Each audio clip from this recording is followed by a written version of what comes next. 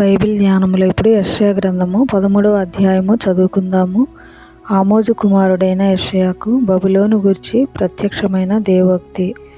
జనులు ప్రధానుల ద్వారములలో ప్రవేశించుటకు చెట్లు లేని కొండ మీద ధ్వజము నిలువబెట్టుడి. ఎలుగెత్తి వారిని పిలువుడి, సంజ్ఞ చేయుడి. నాకు ప్రతిష్ఠితులైన వారికి నేను ఆజ్ఞ ఇచ్చియున్నాను. నా కోపము తీర్చుకొనవలెనని నా పరాక్రమశాలులను పిలిపించియున్నాను. నా ప్రభావమును బట్టి హర్షించు వారిని పిలిపించియున్నాను. బహుజనుల ఘోష వలె కొండలలోని జనసమూహము వలన కలుగు శబ్దము వినుడి. కూడుకొను రాజ్యముల జనములు చేయు అల్లరి శబ్దము వినుడి. సైన్యములకధిపతియగు యెహోవా యుద్ధమునకై తన సేనను వ్యూహక్రమముగా ఏర్పరచుచున్నాడు. సర్వలోకమును పాడు చేయుటకై ఆయన దూరదేశము నుండి, ఆకాశ దిగంతముల నుండి యెహోవాయును ఆయన క్రోధము తీర్చు ఆయుధములను వచ్చుచున్నారు. యెహోవా దినము వచ్చుచున్నది, ఘోషించుడి. అది ప్రళయము వలె సర్వశక్తుడగు దేవుని యొద్ద నుండి వచ్చును. అందుచేత బాహువులన్నీ దుర్భరములగును, ప్రతి వాని గుండె కరిగిపోవును. జనులు విభ్రాంతి నొందుదురు, వేదనలు దుఃఖములు వారికి కలుగును. ప్రసవ వేదన పడుదాని వలె వారు వేదన పడెదరు. ఒకరినొకరు తేరి చూతురు, వారి ముఖములు జ్వాలల వలె ఎర్రబారును. యెహోవా దినము వచ్చుచున్నది, దేశమును పాడు చేయుటకును, పాపులను బొత్తిగా దానిలో నుండకుండా నశింపచేయుటకును, క్రూరమైన ఉగ్రతతోనూ ప్రచండమైన కోపముతోనూ అది వచ్చును. ఆకాశ నక్షత్రములను, నక్షత్ర రాశులను తమ వెలుగు ప్రకాశింపనీయవు. ఉదయకాలమున సూర్యుని చీకటి కమ్మును, చంద్రుడు ప్రకాశింపడు. లోకుల చెడుతనమును బట్టియు, దుష్టుల దోషమును బట్టియు నేను వారిని శిక్షింపబోవుచున్నాను.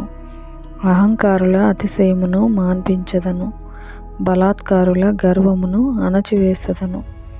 బంగారు కంటే మనుష్యులను, ఓఫీరు దేశపు సువర్ణము కంటే నరులను అరుదుగా ఉండజేసెదను. సైన్యములకధిపతియగు యెహోవా ఉగ్రతకును, ఆయన కోపాగ్ని దినమునకును ఆకాశము వణకునట్లును, భూమి తన స్థానము తప్పునట్లును నేను చేసెదను. అప్పుడు తరమబడుచున్న జింక వలెను, పోగు చేయని గొర్రెల వలెను జనులు తమ తమ స్వజనుల తట్టు తిరుగుదురు, తమ తమ స్వదేశములకు పారిపోవుదురు. పట్టబడిన ప్రతివాడును కత్తివాత కూలును, తరిమి పట్టబడిన ప్రతివాడును కత్తివాత కూలును. వారు చూచుచుండగా వారి పసిపిల్లలు నలుగగొట్టబడుదురు, వారి ఇండ్లు దోచుకొనబడును, వారి భార్యలు చెరుపబడుదురు. వారి మీద పడుటకు నేను మాదీయులను రేపెదను. వీరు వెండిని లక్ష్యము చేయరు, సువర్ణము కూడా వారికి రమ్యమైనది కాదు. వారి విండ్లు యవనస్తులను నలుగగొట్టును, గర్భఫలమందు వారు జాలిపడరు, పిల్లలను చూచి కరుణింపరు. అప్పుడు రాజ్యములకు భూషణమును, కల్దీయులకు అతిశయాస్పదమును, మహాత్యమునగు బబులోను దేవుడు పాడు చేసిన సొదొమ గొమొర్రాల వలె నగును. అది మరెన్నడును నివాస స్థలముగా నుండదు, తరతరములకు దానిలో ఎవడును కాపురముండడు. అరబీయులలో ఒకడైనను అక్కడ తన గుడారము వేయడు. గొర్రెల కాపరులు తమ మందలను అక్కడ పరుండనియ్యరు. నక్కలు అక్కడ పండుకొనును, గురుపోతులు వారి ఇండ్లలో ఉండును.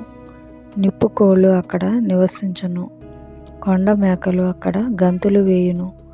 వారి నగరులలో నక్కలును, వారి సుఖ విలాస మందిరములలో అడవి కుక్కలును మరలుడును. ఆ దేశమునకు కాలము సమీపించియున్నది, దాని దినములు సంకుచితములు.